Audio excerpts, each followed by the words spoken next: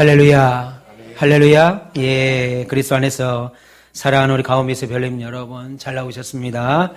오늘 주님이 세상에 오심을 기뻐하는 이 복된 성탄 예배에 잘 나오셨습니다.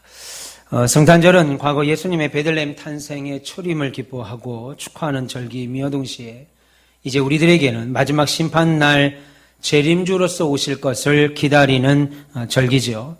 오늘 우리가 그리스도인인 것을, 그래서 예수님을 구주로 믿는 신자인 것을 세상에 알리는 매우 뜻깊은 날, 바로 성탄절입니다. 이 시간 나오신 여러분 모두에게 성탄의 은혜와 축복이 함께 하시기를 축원합니다. 그런 의미로 우리 옆에 계신 분들께 이렇게 인사할까요? 메리 크리스마스.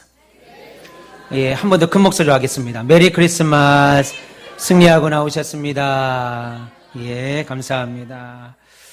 며칠 전 인터넷 뉴스를 보니까 대한불교 조계종과 천태종 그리고 원불교에서 성탄 축하 메시지를 종전에서 발표하고 위기를 맞은 인류에게 구원의 메시지를 주기 위하여 아기 예수님께서 이 땅에 오셨다라고 하는 축전, 그리고 현수막 성탄 틀이 만들어서 전등하고 성탄을 축하하는 그런 사진과 기사를 봤습니다. 많은 사람들이 그 사진의 그 기사의 댓글에 불교의 이런 행동에 기독교도 본받아야 된다, 혹은 불교가 이겼다, 이런 얘기까지 하는 것을 봤습니다. 여러분, 절에 성탄트리 하나 만들어 달고 절 입구에 아기 예수 오심을 축하합니다 라고 하는 현수막을 내건다 하더라도 그들은 참 구원이신 이 메시아 예수님을 기다리는 사람들이 아니지요.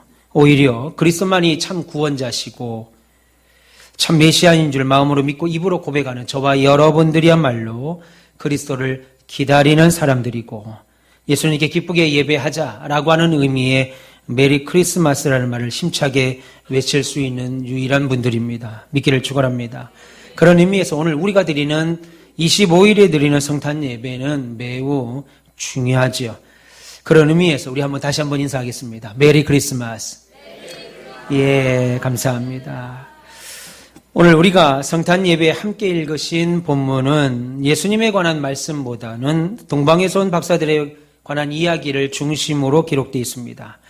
사실 이 동방박사 이야기는 우리 그리스도인은 말할 필요도 없고 동서양 남녀노소 할 것도 없이 모든 사람들에게 잘 알려진 이야기지요.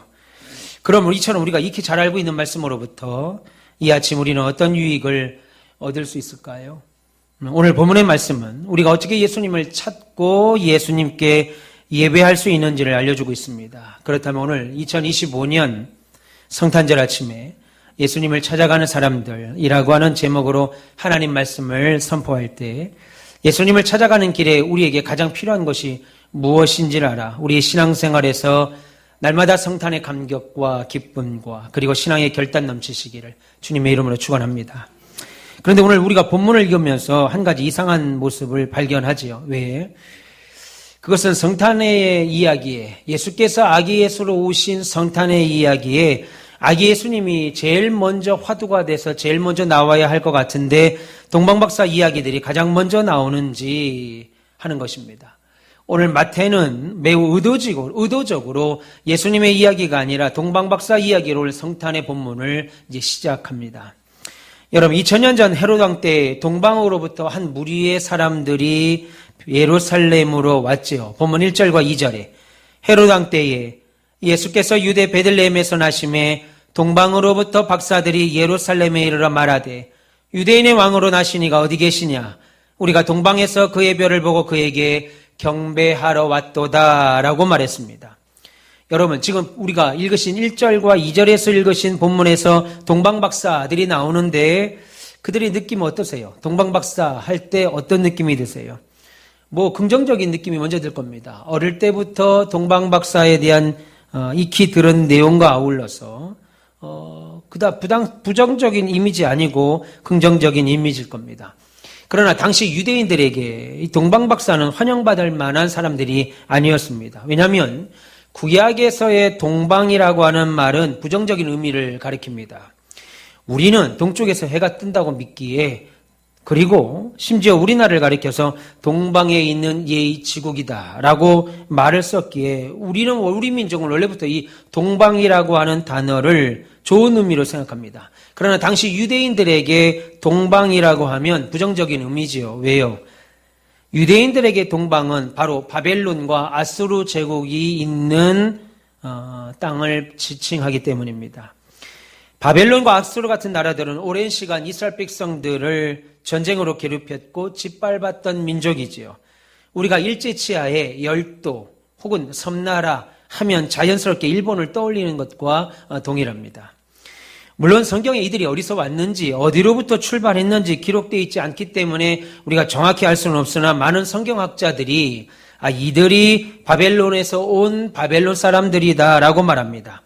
다시 말해서 동방 박사님들은 구약의 다니엘 시절, 이스라엘 백성들이 하나님의 저주를 받아서 바벨론에 70년간 포로로 끌려가고 1차, 2차, 3차 다리오 왕을 통해서 귀환하게 될 때 귀환하지 않은 사람들이 있습니다. 그냥 바벨론에 남아서 70년이나 우리가 여기서 살았으니 굳이 돌아갈 필요 있겠는가 하고 남아있던 사람들, 대표적인 사람이 다니엘 같은 사람들이죠.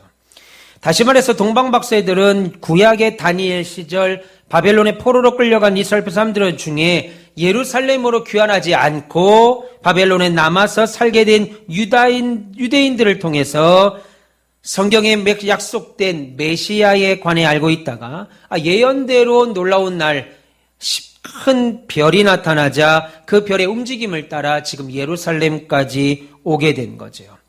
그러므로 오늘 마태복음을 유대인들이 읽게 된다 그러면 좀 기분이 상할 겁니다. 왜냐하면 하필이면 그 박사들이 동방에서 온 사람들이고 거기에 그들은 지금 이방인이잖아요. 다시 말해서 자신들의 메시아와는 전혀 상관이 없는데 그들이 지금 자신들의 메시아를 만나러 왔고 그를 영광하고 찬양하기 왔다라고 말하기 때문이지요. 그런데 동방 박사들은 지금 바벨론에서 대략 예루살렘까지 1200km가 넘는 거리를 최소 60일 이상 쉬지 않고 걸어왔습니다. 그리고 이들이 별을 보고 예루살렘에 와서 유대인의 왕으로 태어난 아기가 어디에 있는지 만나는 사람들에게 물었지요. 그러자 본문 3절에 보니까 왕도라고 하죠. 왕의 도시인 예루살렘에 큰 소동이 일어났다라고 말합니다. 이스라엘 백성들은 몰랐던 메시아가 유대인의 왕이 태어났다고 하니까 지금 예루살렘이 난리가 난 겁니다. 사실 이 동방 박사들은 구약 성경에 관해 해박한 지식을 가지고 있지 않았죠. 완벽한 지식을 갖고 있지 않습니다. 오히려 이 예언을 바벨론에 살고 있었던 유대인들에게 전해 들었고 그냥 별을 따라 온 거예요. 큰 별이 그들을 비추니까 그 길을 따라 지금 온 겁니다. 그래서 이 동방 박사들은 구약의 예언을 잘 알지 못하기 때문에 대표적으로 이사야 성경, 미가, 요엘서에 나오는 메시아의 예언을 잘 알지 못했기 때문에 메시아가 태어난다고 했던 베들레헴이 아니고 왕이 사는 왕도, 이스라엘 왕이 사는 도시인 예루살렘에 와서 유대인의 왕이 어디서 태어났느냐? 유대인의 왕이 어디 있느냐? 라고 우리가 동방에서 그의 별을 보고 여기까지 왔다. 그래서 그에게 경배하러 왔노라 라고 하며 아기 예수를 찾은 거지요. 그런데 이렇게 주소를 잘못 찾은 그들이 누구보다도 아기 예수님을 제일 먼저 만나게 됩니다. 우리가 지난 주일에 가장 먼저 만났던 사람들은 목동이라고 설교를 했습니다. 그 다음에 가장 먼저 본 사람들이 이 동방 박사들이죠. 그럼 여러분, 우리가 오늘 동방에서 온 박사들의 내용을 보면서 깨닫는 것이 뭐겠어요? 예수께서 오늘 이 아침 우리에게 바라시는 것이 바로 이것입니다. 바로 예수님에 대한 간절함이죠. 여러분, 우리 신앙생활에서 예수님을 만나기 위해서는 간절함이 매우 필요합니다. 여러분, 우리 신앙생활에서 예수를 만나기 위해서는 간절함이 필요한데, 그래서 때로는 저와 여러분들의 성경적인 지식이나 아니면 오랜 예수 믿은 시간의 연수보다 중요한 것은, 더 필요한 것은 저와 여러분들이 주님을 만나고자 하는 간절함입니다. 주님을 찾고 두드리는 간절함이 있을 때 우리가 성경적인 지식이 좀 부족해도 우리가 예수 믿은 연수가 조금 부족해도 하나님은 우리를 만나주신다는 거죠. 여러분, 시골에 한번 가보세요. 시골에 가면 배움도 짧은 무학자의 할머니 권사님들이 기도하는 걸 보세요. 얼마나 기도를 잘하는지 모릅니다. 성도들의 심금을 울리는 기도를 해요. 여러분, 그들이 어디 가서 기도를 배웠겠습니까? 주님을 날마다 찾고자 하는 간절함이 있기에, 그리고 그 간절함으로 하나님께 날마다 나아가 기도하고 말씀을 읽은 결과 누구보다도 영적인 눈이 열림으로 말미암아 그의 기도가 힘이 있는 기도가 되지요. 오늘 동방박사들은 완전한 구약의 지식을 가지고 있지 못한 이방인들이었습니다. 그래서 말씀이 아니고 별의 인도를 받아 찾아왔지요. 그러나 먼 거리 마다하지 않고 오늘 아기 예수를 찾아가는 간절함이 그들에게 있었기 때문에 결국 아기 예수를 누구보다도 먼저 만나게 됐습니다. 그러면 오늘 성탄 예배를 드리는 여러분, 우리가 때로 신앙적 체험이나 어떠면 신학적인 지식이 부족해도 우리 주님에 관한 간절함을 여러분들이 가질 때 주께서는 우리에게 그리스도가 누구신지, 당신이 누구신지 우리에게 깨닫게 해주십니다. 그래서 여러분 인생을 사시면서 어떻게 하면 그리스도와 함께하고 교제하고 하나님의 나라의 임재를 체험할까 고민하고 또 고민하면 여러분의 삶에 수많은 깨달음이 생겨요. 그래서 예수님의 피로를 채우게 되고 교회의 피로를 채우게 되죠. 여러분, 우리가 전심으로 간절히 예수를 찾을 때 주님은 자신을 우리에게 나타나신다고요. 그렇게 찾는 방법 중에 하나는 기도하는 것입니다. 그리고 성경을 보는 것이지요. 나는 아직 신앙적으로 어려. 혹은 나는 교회 나온 지 얼마 안 됐는데, 나는 아직 여러 가지 준비가 안 됐고, 나는 어리고, 나이는 나이가 많고, 나는 바쁘고 피곤하다고 하고 회사 일이 많다고 여러 핑계에 대고 주님께 나오는 일을, 주님을 만나는 일에 게으름 피지 마시고 신앙적 체험과 지식 부족에도 간절함으로 하나님께 매달리시길 바랍니다. 그러면 주님께서 여러분들에게 찾아오셔서 문 밖에 두드리노니, 여러분이 문을 여시면 주님께서 들어가셔서 여러분들과 친구 되셔서 여러분의 은혜를 끼칠 줄 믿습니다. 그래서 예수님이 어떤 분이신지 깊이 아셔서 그 예수님께서 나의 삶 전체를 이끌어 가신다는 것을 깨닫기를 축원합니다. 그러기 위해 내가 지금 영적인 간절함을 가지기 위해서 무엇을 해야 되는가 한번 생각해 보세요. 내가 기도하는 것이 좀 부족한가? 내가 성경을 보는 것이 좀 부족한가? 내가 주의 나라를 위하여 수고하고 애쓰는 것이 부족한가? 내가 예배하는 것이 좀 부족한가? 한번 돌아보시고, 반대로 영적으로 나를 게으르게 하는 것이 또 무엇인가 살피셨고 찾으셨다면 그것을 끊어내도록 본인의 결단과 노력도 해야 됩니다. 여러분, 오늘 본문 4절에서 8절을 보시면요, 그런 주님의 은혜를 막는 영적 장애물들이 있습니다. 대표적으로 바로 헤롯 왕이죠. 여러분, 이렇게 동방박사들로부터 유대인의 왕이 태어났다라고 하는 소식을 들은 헤롯 왕은 놀랍게도 오히려 그 아기 예수께 경배하는 것이 아니라 뭐라고 그래요? 아기 예수를 죽이려고 하는 마음을 갖게 됐습니다. 왜요? 그 당시 헤롯 왕은 유대인이 아니죠. 유대인이 아니라 에돔 출신 이방인입니다. 그러니까 백성의 지지 기반 없이 로마 제국에 의해서 임명된 분봉왕 중에 하나입니다. 마치 일제감정기 시절 우리나라 조선 총독부에 임명된 총독과도 같은 거예요. 그렇게 로마 임명으로 왕이 된 헤롯이니 유대인의 왕이 태어났다는 소리에 누구보다 불안할 수밖에 없지요. 그러니까 유대인의 왕으로 나시니가 어디 계시냐라고 하는 동방박사의 질문은 헤롯 왕의 마음을 철렁이기에 충분했습니다. 그러자 즉시 헤롯 왕은 대제사장들과 서기관들을 불러서 그리스도 예수가 어디서 태어난다고 성경에 예언했는지 말하라, 알아보라 라고 명령합니다. 그리고 그들은 왕에게 베들레헴에서 그리스도가 태어날 것입니다 라고 하는 사실을 알려주지요. 보면 4절부터 6절까지입니다. 왕이 모든 대제사장과 백성의 서기관들을 모아 그리스도가 어디서 나겠느냐 물으니 이르되 유대 베들레헴이오니 이는 선지자로 이렇게 기록된 바 유대 땅 베들레헴아 너는 유대 고을 중에서 가장 작지 아니하도다.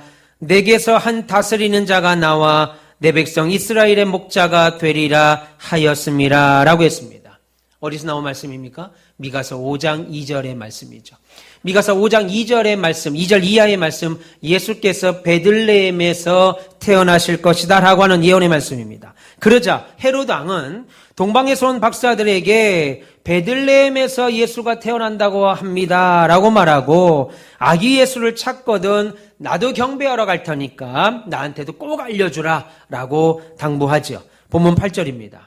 베들레헴으로 보내며 이르되 가서.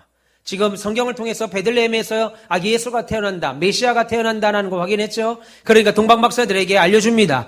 예수는 여기에 태어나 있지 않고 예루살렘에 있지 않고 우리 성경대로 보자면 베들레헴에 있으니까 가라. 가고 나서 아기에 대하여 자세히 알아보고 찾거든 내게 고하여 나도 가서 그에게 경배하게 하라라고 했습니다. 여러분, 이것은 말로는 자신도 예수님께 경배하기를 원한다라고 말했지만 실상은 아기 예수를 죽이려고 하는 속셈이지요. 그럼 생각해 보세요. 이렇게 대제사장과 수많은 서기관들과 바리새인 그리고 헤로드 왕까지 모두 베들레헴에서 예수님이 탄생한다는 것을 알고도 경배하지 않고 오히려 알았음에도 불구하고 경배하지 않고 오히려 죽이려고 했던 오늘 본문을 통해서 성경이 우리에게 하는 경고가 뭐냐는 겁니다. 여러분, 오늘 본문은 두 가지 우리의 영적 경고를 하지요. 하나는 대제사장과 서기관들처럼 바리새인들처럼 성경을 많이 알아도 그 성경적인 지식을 단순히 지식으로만 그친다면 예수님을 만날 수 없다는 겁니다. 여러분, 성경 10독을 하고 100독을 하는 건 중요하지 않습니다. 성경 한 독을 하더라도 성경을 통해서 예수 그리스도가 내 삶의 주인이 되시고 여러분의 인생의 왕이 되지 않으면 성경 10번 읽고 100번 읽은 것이 오히려 여러분의 신앙생활에 독이 돼요. 오히려 정죄하게 됩니다. 교회 안에서 성도들이 속의 마음을 털어내지 않고 진실되게 말하지 않는 이유가 뭐겠어요? 오히려 동네 아파트 부녀회나 동네 맘카페에 앉아서 만났던 사람들, 유치원 다니는 내 자식의 친구들, 엄마 아빠들과 차 마시면서 솔직한 말을 더 많이 합니다. 교회 안에서 영적 교감을 누리고 천국까지 함께 갈 우리들은 서로에게 깊은 대화하지 않아요. 왜 그렇습니까? 속의 얘기를 꺼내는 순간 잘못된 성경적 지식을 가지고 그들에게 뭐만 남아요? 정죄의 손가락만 남아요. 아이고, 집사가 돼가지고 속으로 아이고. 그러니까 위로의 마음과 사랑의 마음은 하나도 없으니까 정죄의 손가락만 남으니까 성도들 간의 교제, 깊은 속마음을 끌어내놓지 않죠. 성경의 지식이 아무리 풍족해도 그것이 단순히 지식에만 그친다면 예수님 만날 수 없습니다. 여러분, 우리 교회가 1월 2일부터 15분이 성경 쓰기 신약 필사를 하게 됩니다. 성경을 쓰다 보면 여러분의 마음속에 위로가 되는 말씀, 혹은 찔리는 말씀, 혹은 여러분의 권면의 말씀, 경책의 말씀들이 찾아올 겁니다. 그럴 때마다 하나님께 기도하시고 그 말씀을 온전히 받아들여서 여러분 것을 삼으셔서 참된 주님과 함께 교제가 있으시길 축원합니다. 그래야 돼요. 헤로당처럼 오늘 이 서기관들처럼 성경을 많이 알아도 그것이 단순한 지식에만 머물게 되면 예수님을 만날 수 없다는 겁니다. 그리고 헤로당처럼 마음의 죄와 악이 가득한 사람도 예수님을 만날 수 없습니다. 여러분, 말씀드린 대로 지식만 가지고는 예수님 만날 수 없지요. 설사 그 지식이 성경적인 지식이라 하더라도 오히려 성도들에게 상처를 준다고요. 오히려 주님과 주의 교회에 역행된 모습을 보일 수가 있습니다. 내가 알고 있는 것이 성경적 지식인데 그것이 잘못하면 다른 사람에게 상처를 줘요. 여러분, 대제사장들과 서기관들은 예수님이 베들레헴에서 났을 것을 이미 알았습니다. 성경을 통해서 지금 알았어요. 알고 동방박사들에게 가르쳐주기까지 했습니다. 그런데 예수님께 경배하러 가지 않았어요. 여러분, 그들은 메시아를 수천 년간 기대했던 사람들입니다. 그런데 예수께서 오셨다는 소리에도 베들레헴으로 온다는 소식에도 경배하러 가지 않았습니다. 왜냐하면 성경의 지식이, 하나님의 말씀에 관한 지식이 예수님에 대한 신앙으로 이어지지 않는 한 우리의 신앙은 변하지 않아요. 우리의 삶은 바뀌지 않습니다. 어릴 때부터 예수 믿었죠. 예수 믿은 지 10년이 되고 20년이 됐습니다. 심지어 어떤 사람들은 대를 이어서 예수를 믿습니다. 목사 아들이 있고 장로 아들, 집사 아들, 권사 딸이 순부득합니다. 그럼에도 불구하고 그 성경적 지식이 여러분 속에 담아있지 않고 만나지 않으면 여러분의 행동이 바뀌지가 않아요. 우리의 삶이 바뀌지가 않는다고요. 그래서 하는 말이 뭐예요? 그럴 수 있지. 예수 믿는 게 그런 거지. 다 그렇게 믿어 라고 말합니다. 내 삶과는 무관하죠. 여러분 헤롯 왕도 동방에서 온 박사들과 대제사장들과 율법자들, 서기관들, 바리새인들을 통해서 그리스도가 태어난다. 그리고 그 그리스도는 베들레헴에서 태어나신다라고 하는 것을 지식적으로는 알았는데 오히려 예수님을 죽이려고 했습니다. 여러분 우리는 아는 것으로 구원받지 않습니다. 물론 아셔야죠. 모르면 알 수 없습니다. 하나님에 대하여 알지 못하는데 어떻게 하나님을 믿을 수 있겠어요? 그런데 아는 것으로 구원받지 못해요. 오히려 예수님께 대한 적극적인 자세가 있어야 됩니다. 예배만 참석하는 신앙은 오래가지 못합니다. 예배만 참석하는 신앙은 제가 늘 말씀드리죠. 오래가지 못해요. 신앙생활은 함께 교제하고 함께 나눠야 됩니다. 교회는 늘 제가 강조합니다. 교회는 성당이 아니라고 그랬습니다. 교회는 절이 아니라고 그랬어요. 여러분들의 신앙을 심신을 안전하기 위하여 나와서 그냥 묵주나 염주만 돌리고 돌아가는, 기도하고 돌아가는 그런 장소가 아니라 교회는 그리스도와 1차적으로 교제와 연합이 있어야 되고 두 번째는 성도 간의 관계가 있어야 됩니다. 이럴 때 여러분의 신앙이 성장하는 거예요. 그래서 교회가 하는 여러 행사들에 적극 참여하셔야 돼요. 그것은 그 행사를 위함이 아니라 여러분의 신앙을 위해서입니다. 살다 보면 신앙생활을 하고 목회를 하다 보면 그런 생각이 들어요. 성도들이 그런 생각을 할 때가 있습니다. 어떤 생각이냐면 내가 교회 일을 헌신하고 교회 행사에 참여하고 교회 일을 하면 할 때 마치 내가 교회를 위하여 이 행사에 참여하고 교회를 위하여 성가대도 하고 찬양대도 하고 교회를 위하여 뭔가를 하는 것처럼 생각을 합니다. 아닙니다. 여러분 교회를 위하여 하는 것이 아니라 여러분 자신을 위해서 하시는 거예요. 여러분들이 예배만 참석하고 돌아가시죠? 어느 때는 헌신하고 봉사하는 것이 피곤할 수도 있어요. 내 시간을 내야 되고 내 물질도 때로는 내야 되고 내 감정도 때로는 다른 사람을 위해서 사용해야 됩니다. 그래서 피곤할 수가 있어요. 그럼에도 불구하고 여러분들이 그런 수고와 애씀 없이 신앙생활하면 그 신앙생활은 결국 사그라듭니다. 연탄을 피잖아요. 저 어릴 때 난로를 조개탄을 폈습니다. 시뻘겋게 달고 있는 조개탄 하나 딱 들어서 바깥에 찬데 내어보세요. 그냥 꺼집니다. 조개탄은 뜨거운 곳 안에 들어있어야 돼요. 신앙생활도 마찬가지입니다. 요즘 코로나 이후에 교회들마다 가난한 성도들이 생겼다고 그러죠. 안 나가 교회에 안 나가. 거꾸로 하면 안 나가 교인입니다. 교회 안 나간다 이겁니다. 교회를 안 나간다 나 예수 믿는다 이겁니다. 교회는 안 나가는데 하나님을 믿는다는 겁니다. 가능합니까? 불가능하죠. 절대 불가능합니다. 학교 안 가는데 나는 공부한다 이겁니다. 불가능해요. 가정을 이룹니다. 자식도 있고 아내도 있고 남편이 있습니다. 근데 집에는 안 들어가요. 가정이 됩니까? 불가능합니다. 여러분 예수를 믿었으면 당연히 교회 나와야 되고 코로나 기간은 특별한 경우에 한시적으로 있었던 것이 근데 그것이 정착이 돼서 비대면 예배라는 것이 큰 교회들마다 여전히 남아 있습니다. 안 됩니다. 교회는 현장성으로 나오셔야 돼요. 나와서 예배하고 나와서 하나님의 말씀을 들으셔야 됩니다. 여러분 머리로 믿는 건 한계가 있습니다. 사랑하는데 만나지 않아요. 사랑하는 연인들이 편지로 하는 건 만날 수 없기 때문에 어쩔 수 없이 편지를 보내는 거지. 만날 수 있으면 누가 편지 쓰겠어요? 만나죠. 여러분 나오셔서 함께 신앙생활하고 여러분들의 수고와 애씀이 여러분들을 위한 행위임을 기억하셔야 됩니다. 교회를 위해서 하는 것이 아니고 여러분 자신을 위해서 하시는 거예요. 그러니까 여러분의 신앙 성장을 위해서 예배만 참석하면 안 됩니다. 제가 계속 말씀드립니다. 예배만 참석하면 안 돼요.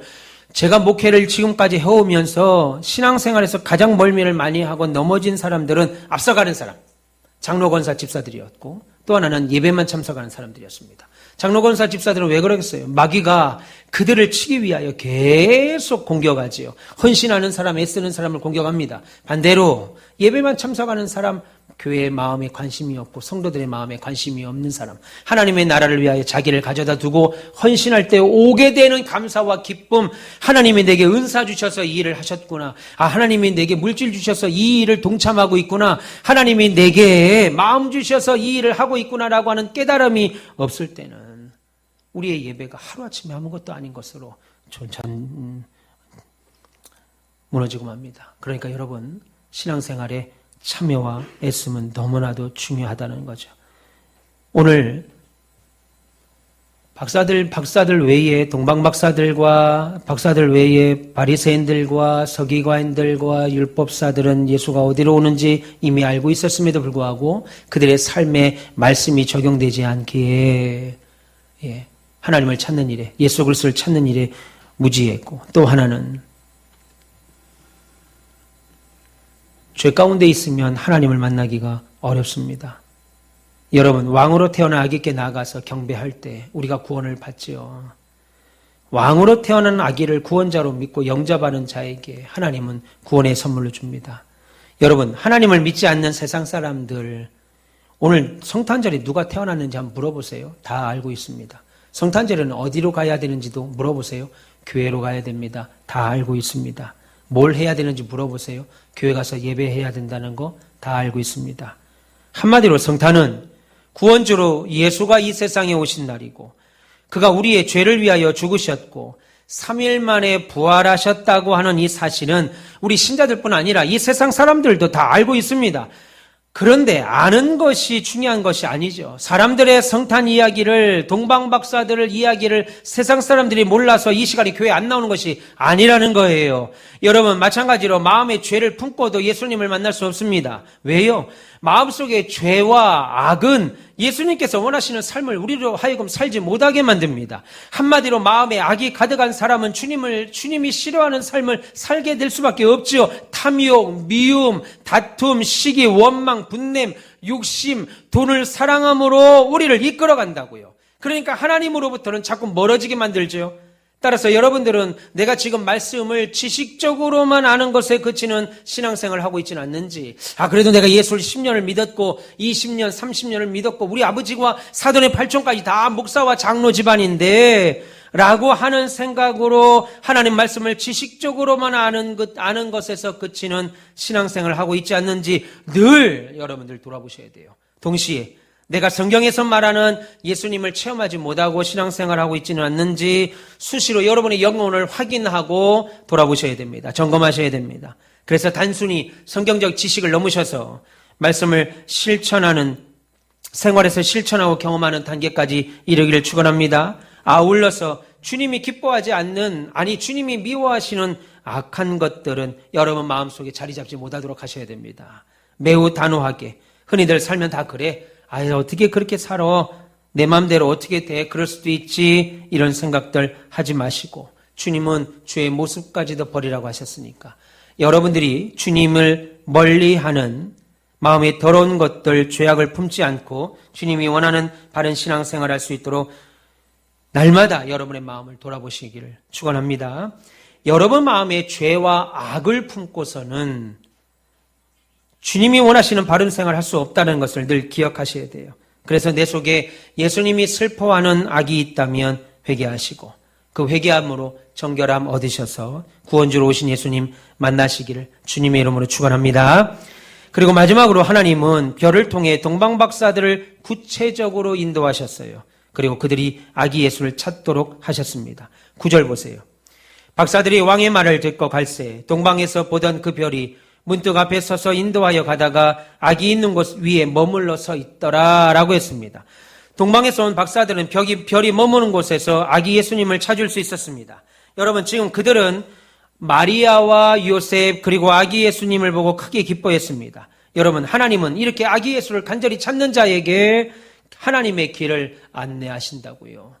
그러니까 여러분, 예수 믿으면서도 예수님이 잘 안 보이는데, 예수 믿으면서도 하나님에 대한 체험이 잘 없는데, 예수 믿는데도 별 이렇게 뜨거운 마음이 없는데, 여러분 먼저 돌아보세요. 내가 정말 예수님을 찾고자 하는 간절함이 있는지 주님은 반드시 말씀하셨습니다. 두드리고 찾는 자에게 하나님은 마음의 문을 열다 하셨어요. 만나 주신다 하셨습니다. 믿기를 축원합니다. 오늘 하나님은 이들을 만나게 하셨어요. 그리고 나서 그들은 아기 예수님께 경배하고 황금 유향 모략을 예물로 드렸습니다. 11절 보세요. 집에 들어가 아기와 그의 어머니 마리아가 함께 있는 것을 보고 엎드려 아기께 경배하고 보배압을 열어 황금과 유향과 몰약을 예물로 드렸다라고 했습니다. 그럼 한번 생각해 보세요. 박사들은 지금 최소 60일이 넘는 기간을 걸어왔습니다. 여러분, 6일이 아닙니다. 6시간이 아닙니다. 2달이 넘는 기간을 쉼없이 달아왔습니다. 그래서 이미 상당한 경비 지출이 있었습니다. 그럼에도 불구하고 아기 예수님께 어울리는 예물을 따로 준비해서 드렸습니다. 황금과 유향과 몰약입니다. 당시 귀하고 요긴한 것들을 준비하여 드리며 경배하는 박사들 한 모습을 생각해 보세요. 그럼 여러분들은 주의를 위하여, 주님을 위하여, 하나님 나라를 위하여 드릴 가장 귀한 것이 뭔지 한번 생각해 보셨어요? 사랑은 사랑하는 자의 필요를 보게 만듭니다. 그리고 그것을 채우게 합니다. 내 마음이 거기 가 있는데, 내 마음이 그 사람에게 가 있는데, 그 사람이 부족함이 보이고 그 사람이 이것이 필요하다고 할 때 눈 감는 사람들은 사실은 그건 사랑이 아니죠. 제가 인도로 사역을 하러 갔습니다. 그때가 아마 2002년도 월드컵이 끝나고 인도로 사역을 하러 갔죠. 그때 아버지께서 저에게 제 손에 100만 원을 들려보내셨어요. 사실은 선교사님, 아버지 후배 선교사님이 목회하던 한인교회로 가는 것이기 때문에 아무리 그래도 돈 1,000만 원 좀 보냈어야 되지 않겠어요? 그곳에 가서 공부도 하고, 제가 공부를 거기서 사역을 하면서 공부하고 영국으로 가려고 그랬죠. 아버지가 한번 가라라고 하셔서 기쁜 마음으로 출발하려고 하는데 제 손에 100만 원을 쥐어주시더라고요. 그리고 인도에 갔습니다. 근데 인도에 갔는데 제 마음속에 한국에 있는 교회가 자꾸만 생각이 나는 거예요. 두고 온 아버지가 자꾸 마음에 걸리죠. 제가 있어서 힘껏 도와도 부족한데 제가 없고, 제가 우리 아버지가 목회하실 때 재정상으로 좀 어렵다는 이유로 제가 회사를 다녔습니다. 공장 가서 아르바이트를 했어요. 그리고 한 달에 150만 원을 받았습니다. 월요일부터 토요일까지 야근을 하고 시화공단에 있는 큰 무슨 탱크 만드는 물탱크 만드는 보일러 만드는 공장을 다녔어요. 한 달에 그 당시 제 기억으로 150만 원을 받았습니다. 그리고 아버지께 140만 원을 드렸다기보다는 교회에 헌금을 했지요. 뭐 헌금했다기보다는 그냥 드린 거죠. 그리고 10만 원을 제가 썼습니다. 감사하게도 통학버스가 있어가지고 통근버스가 있어서 제가 따로 뭐 돈을 들진 않았어요. 아침부터 밤 늦은 시간 10시까지 야근을 해서 돈을 쓸 데도 없었어, 사실은요. 여자친구도 없고 그냥 오롯이 저는 교회 아니면 뭐 이거밖에 없어갖고 그냥 돈을 쓸 데도 없었어요. 그냥 150만 원 중에 140만 원을 그렇게 하나님께 드렸습니다. 한 학기 다니고 대학 가고 또 한 학기 다니고 공부하고 뭐 그런 패턴이었어요. 그리고 나서 이제 인도로 가게 됐죠. 그리고 제게 아버지가 100만 원을 쥐어주시면서 미안해 하시더라고요. 그 마음이, 그 얼굴이 지금도 선합니다. 근데 인도 도착하고 나서 아버지한테 전화를 했습니다. 아버지 저 잘 왔습니다. 그러니까 아버지가 하는 말씀이 이번 달 교회 그 보일러가 망가졌다나 70만 원이 들어간대요. 그걸 나한테 왜 얘기하지? 그래서 알겠습니다 아버지 잘 고치세요 라고 하고 잠을 자는데 마음속에 너무 많이 걸리는 거예요. 그래서 100만 원 중에 핸드폰이 꼭 필요하기에 핸드폰을 20만 원 주고 샀습니다. 이제 거기는 선불폰이라고 그러죠. 외국인들에게 핸드폰을 사고 10만 원이 남았잖아요. 그래도 10만 원은 비상금을 갖고 있어야 되지 않겠어요? 그리고 70만 원을 다시 한국으로 보내드렸습니다. 아버지 계좌번호 보내주세요. 그때 즉각적으로 저한테 보내주셨어요. 알려주셔서 제가 한국으로 나머지 70만 원을 보냈습니다. 근데 제가 그러고 나서 얼마나 기뻤는지 몰라요. 2억 만리 아니겠습니까? 비행기를 8시간을 날아가야 됩니다. 문제 생기면 당장 차 타고 올 수 있거나 전철 타고 갈 거리가 아니에요. 그런데도 제 수중에 10만 원 달랑이 있었습니다. 그런데도 기쁘더라고요. 돈이 없는데도. 내가 아버지께 조금이나마 도움이 될 수 있어서 감사했고, 그 다음에 주의 교회를 내가 돌볼 수 있다는 사실에 너무 감사했습니다. 아무리 후배 선교사에게, 후배 목사에게, 신학교 후배에게 저를 맡겼다 하더라도 선교사님을 생각하지 않겠어요? 선배 목사님 아들이 올 때 최소한 돈 1,000만 원을 좀 가져오겠지. 그랬더니 달랑 100만 원인데 그 중에서도 70만 원을 한국에 보냈으니까. 사실은 전도사 사역을 하라고 가기로 했는데 그 선교사님이 무슨 마음이 있었는지 제게 집도 알아봐 주지도 않고, 그냥, 선교사는 외국에 가면 이제, 비자 연장이, 그런 나라들은 비자 연장이 안 되잖아요. 종교 자유가 없는 나라입니다. 사회주의 국가들은. 비자 연장이 안 되니까 학교를 가요. 그래서 대학원을 가서 석사, 박사를 할 때까지 호스텔을 받습니다. 다시 말해 기숙사를 받아요. 근데 외국은 우리나라처럼 이러지 않고 결혼해서 온 유학생들에게는 방이 딸려 있는, 화장실과 방이 있는, 여기서 가족이 머무르라고 하는 배려를 합니다. 석박사 가정들에게는. 그래서 목사님이 거기서 비자 연장 때문에 박사 과정을 들어가고 공부를 이제 딴 사람이 하는 거죠. 어쨌든 이렇게 들어가서 저에게 그 방을 주셨습니다. 그 방을 주셨는데 그 방에 들어가 있으니까 냉장고도 없고 아무것도 없는 거예요. 날씨가 이제 그나마 한겨울에 갔는데도 평균 온도가 30몇 도예요. 그러니 이거를 한겨울에 갔는데 온도가 한 10몇 도예요. 그래서 이거를 어떻게 할 수가 없어서 그때 김치를 또 엄청나게 싸갔잖아요. 김치를. 그래서 제가 할 수 있는 건 브루스타에다가 전기로 된 브루스타 있잖아요. 전기로 하는 거. 그리고 그 김치를 어떻게 하겠어요. 냉장고도 없는데 계속 부글부글 하는 거야, 이 김치가. 잠을 자면요, 여기서 뽀닥 소리가 나요. 개구리 소리가 나는 거 계속. 웃는 분들은 뭔가 아시죠? 김치가 저러다가 나왔는데 내 머리에서 저 김치 터지는 거 아닌가? 내가 지금 이 얘기를 왜 하는지 아시겠죠? 김치가 터지는 거 아닌가? 뽀닥 계속 개구리 우는 소리가 들리는 거예요. 이게 발효돼가지고. 그래서 안 되겠다. 이거 집을 구할 때까지 갖고 있다가 선교사님이나 이제 현지 선교사님, 이제 교단 후배 목사님들이 이제 계셨기 때문에 그분들을 드리려고 김치를 가져갔던 거예요. 근데 안 되겠어요. 도무지. 더 있다간 여기서 김치 폭탄을 맞을 것 같아갖고 그 다음도 꺼내가지고 김치찌개를 이제 먹었습니다. 매일. 그랬더니 거기 호스텔 기숙사가 난리가 났어요. 이게 뭔 냄새냐? 이게 뭔 냄새냐? 이게 무엇이냐? 막 문 앞에서 두들기고 막 난린 겁니다. 막 저보고 나오라는 거예요. 아니, 자기들 몸에서 나는 냄새는 더한데. 지금 누가 이 향긋한 김치찌개 냄새를 난리가 났다는 거예요. 제가 이제 그러고 집을 얻었습니다. 집을 얻고 나서 성도님들이 한국에서 사가져온 청국장을 끓여다 주셨어요. 제가 끓일 수가 없으니까. 끓여가지고 우리 집에서 일하는 애에게 주면서 이렇게 다시 좀 데펴라. 했더니 조금 한 30분 뒤에 문을 막 두들기고 확성기로 막 난리가 난 거예요. 무슨 일이냐 보니까 밖에 경찰들이 있죠. 경찰하고 군인들이 왔어요. 우리나라는 테러가 거의 없죠. 근데 인도는 테러가 있어요. 이게 생화학 테러라는 거예요. 이런 냄새는 어디서 나는 냄새냐? 아니, 자기들 몸에서 나는 냄새는 이 청국장에 비하면 아무것도 아닌데 청국장이 생화학 테러라는 거예요.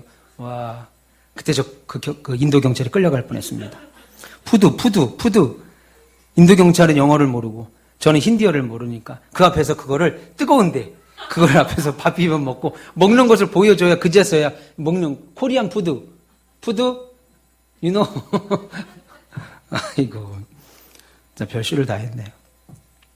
근데 이제 그 교회에 출근을 하게 됐죠. 출근도 아닙니다. 그냥 교회를 가게 됐습니다. 그 교회를 가서 예배를 드리는데 사실은 사역자로 왔는데 목사님이 소개도 안 시켜주고 그냥 있는 거예요. 그렇게 있는데 어느 날 그 다음 주에 집사님 한 분이 저한테 오셨습니다. 그때 현대자동차 부사장이었어요. 공장장이었고.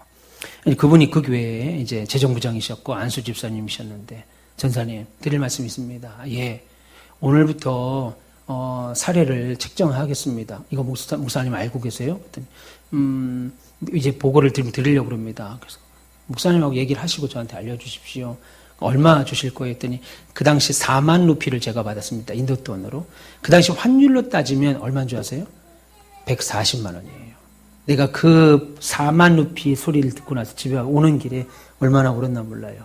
내가 한국에 있을 때 거의 6년, 8년을 140만 원을 교회에다 꼬박꼬박 드렸잖아요. 근데 하나님은 잊지 않고 좀 더 주시면 좋은데. 앞에 한 2자나 3자로. 근데 인도에 가서 첫 받는 사례가 140만 원이었어요. 참. 그랬더니 아버지가 전화를 하셨더라고요.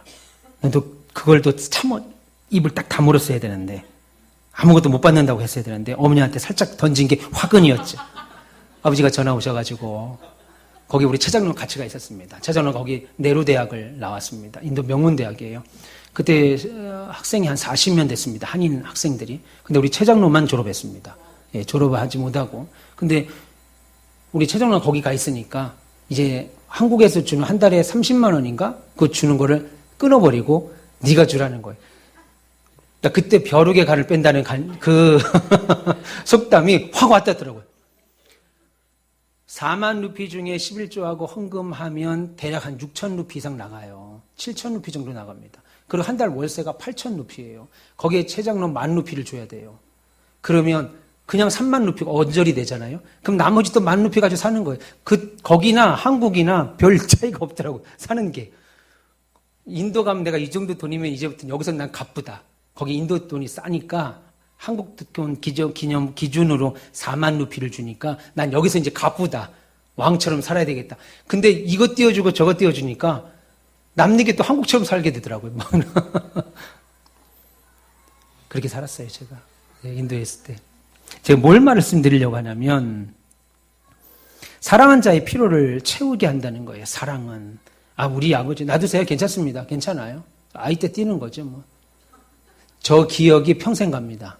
예, 교회 갔을 때, 저 어릴 때 교회 가면 권사님들이, 집사님들이, 이쁘다, 과자 주고 했던 기억들이 평생 가요. 저렇게 노니까 얼마나 좋아요. 자기들이 좋아서. 예, 난리입니다, 난리야. 예, 놔두세요. 괜찮습니다. 다치지만 않으면 괜찮아요. 우리 교회 저 유리가 통짜 유리예요. 굉장히 큰 유리인데 깨지지 않게 하려고 특수 강화 유리, 일반 강화보다 더 단단한 강화 유리. 원래 설계도면으로는 한 가운데 한 번은 잘리는 유리였거든요. 근데 자르다 보니까 시야가 걸릴 것 같아서 제가 통유리로 하자고 해서 값이 더 들어가는 좀 비싼 유리 썼어요. 크게 깨지지 않습니다. 염려 안 하셔도 돼요. 제가 뭘 말씀드리려고 하냐면, 사랑하는 것은 그 사랑하는 사람의 필요한 것을 보게 하고 채우게 합니다. 참된 경배는 사랑으로 드리는 헌신이 구체적인 행위가 나타나는데 그것이 예배라는 거예요. 오시는 왕을 알아보는 지혜와 그분을 사랑하는 마음이 동방박사로 하여금 유향과 황금과 모략을 예물로 드리게 했습니다. 여러분, 올해 2025년도 어느 해보다도 불안한 연말이었고 새해 전망도 불투명하다고 말합니다.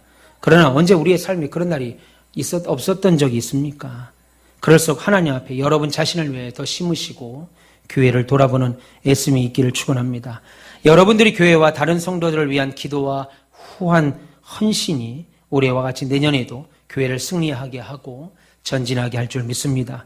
저는 개인적으로 우리 가운빛 교회를 매우 자랑스럽게 생각합니다. 또한 주님을 기쁘시게 하는 일에 앞장서서 동참하는 여러분들은 저에게 매우 좋은 동역자입니다. 한 분도 예외 없이 저에겐 귀한 동역자들입니다. 저와 함께 우리 가운빛 교회에서 주님이 기뻐하시는 사역에 동참하게 된 것을 저는 큰 특권이다라고 생각합니다. 물론 그래서 우리 하나님은 우리 교회가 그리고 여러분들을 통해서 장현직으로는 말할 것도 없고 시흥과 경기도 더 나아가 이 나라와 세계 복음화를 위하여 사용해 주실 것을 저는 믿습니다. 그리고 감사합니다. 밤이 어둡기에 별이 더 빛나는 것처럼 자신을 사랑하고 이기적인 어두운 세상에서 여러분의 헌신은 더 빛날 줄 믿습니다. 하나님은 오늘 박사들에게 꿈을 통해서 헤롯에게 가지 말고 돌아가라 라고 말합니다. 본문 12절에 그들은 꿈에 헤롯에게로 돌아가지 말라 지시하심을 받아 다른 길로 고국에 돌아갔다라고 말합니다. 이로써 아기 예수를 죽이려고 하는 헤롯 왕의 계획은 수포로 돌아갑니다. 여러분, 오늘 본문을 통해서 하나님께서 동방박사들의 별의 움직임을 인도하시고 헤롯의 계획에서 벗어나게 하신 것을 보면서 우리가 뭘 확인할 수 있어요? 하나님은 전심으로 예수님을 찾는 자, 주님을 찾는 자, 하나님을 찾는 자를 인도하시고 악한 길에 빠지지 아니하도록 여러분들을 보호하신다는 겁니다. 그리고 하나님은 별의 인도함을 통해서 박사들이 예수님을 만나게 됐습니다. 마찬가지로 우리의 부족함에도 간절한 마음으로 매 주마다 나오실 때 하나님은 예수님을 찾는 길을 우리에게 알려주실 겁니다. 그리고 우리가 순수한 마음으로 예수님을 사랑하고 섬길 때 마귀의 계략에 휘둘리지 않도록 지켜주실 거예요. 그래서 항상 믿음 안에서 선과 악을 분별할 수 있도록 깨워쳐 주게 할 것입니다. 여러분, 2000년 전 동방에서 온 박사들을 지키셨던 하나님은 지금도 순전한 마음의 성도들을 지키고 계십니다. 그러므로 저와 여러분들은 항상 하나님께 은혜를 누릴 수 있는 길을 구체적으로 가르쳐달라고 기도하세요.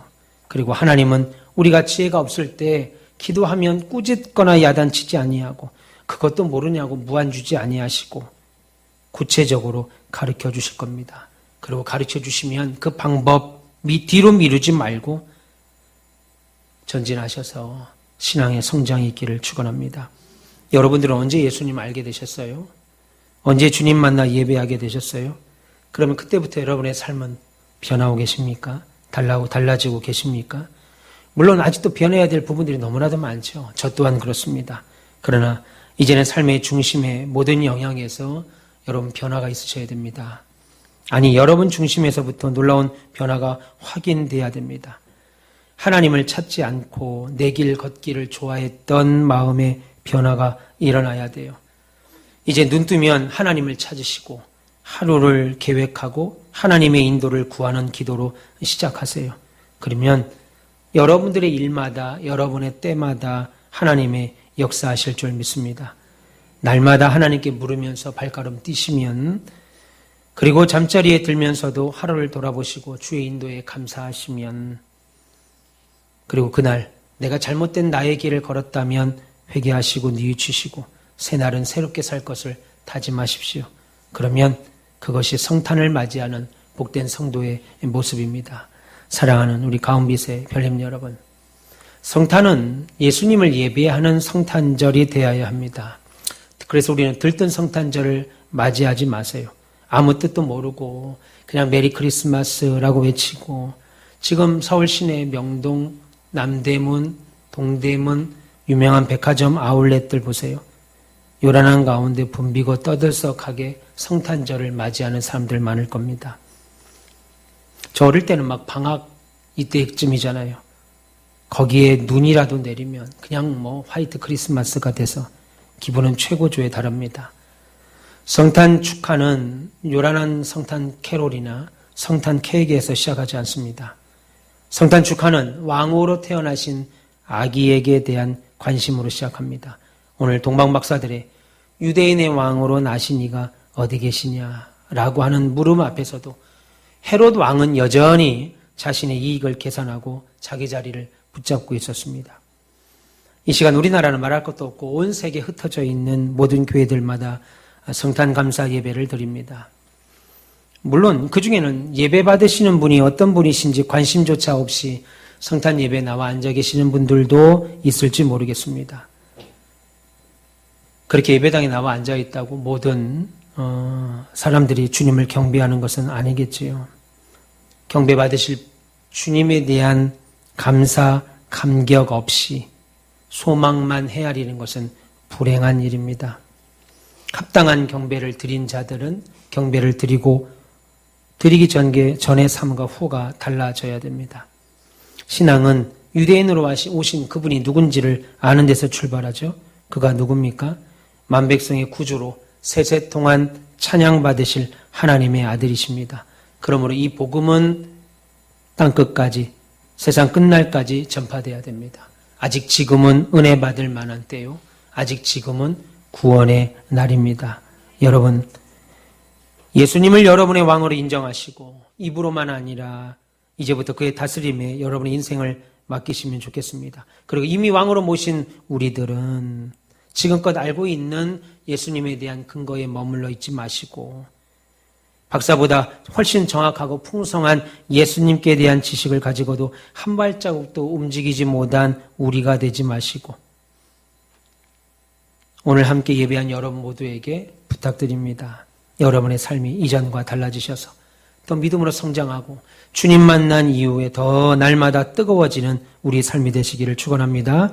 하나님의 인도가 날마다 저와 여러분들과 함께 하실 것이고 우리 가온빛 교회에게 그런 은혜가 있을 줄 믿습니다. 사실은 12월 25일만 성탄이 아니고 매주가 사실은 복된 성탄의 날인 줄 우리가 기억하고 그런 복된 삶이 저와 여러분 모두에게 있기를 주님의 이름으로 축원합니다.